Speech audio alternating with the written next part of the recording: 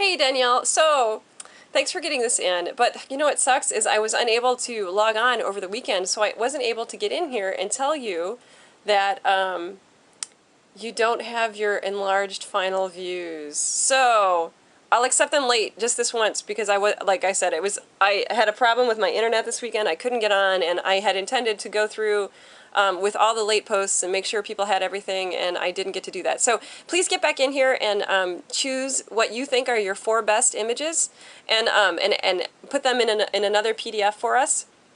And then label them whether or not they were incident or reflective, and give us the exposure settings for those 4 enlarged views. Please. These look okay, and I can tell that you're using your meter because you have 2 different exposure values for nearly every set of exposures, so that's great. And you said that you felt that reflective was a little bit more effective. My guess is that in every case, reflective was not the most effective.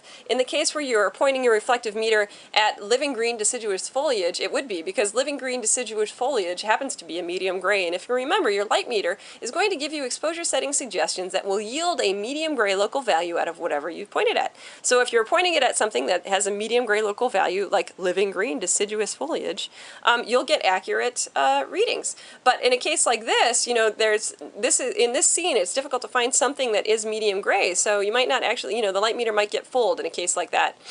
And then here, towards the end, all of your images are really overexposed, so I'm curious what was going on there.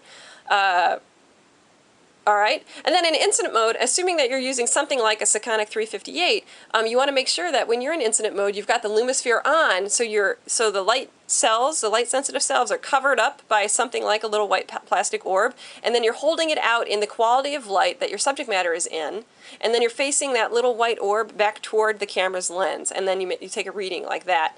When you're out in a landscape like this, you might need to take one reading in the shade and one reading in the sunlight, and then average the 2 set of exposures together. Otherwise, you'll be prioritizing an exposure just for the shade or just for the sunlight, and then one or the other is going to be misexposed.